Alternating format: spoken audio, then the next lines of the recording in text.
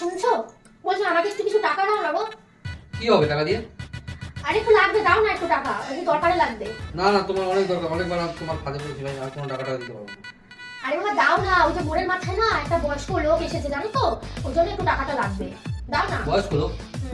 মোড়ের মাথায় এসেছে, সবাই যাচ্ছে, আমাকেও যেতে হবে, দাও না একটু টাকা। না না, সবাই যাচ্ছে, যাক, তুমি এমনি করে অনেকবার আমাকে ঠকিছো। আরে বাবা ঠকাচ্ছি না, বয়স্ক বৃদ্ধ মানুষ একটা, নিশ্চয়ই দরকার আছে, টাকাটা দাও,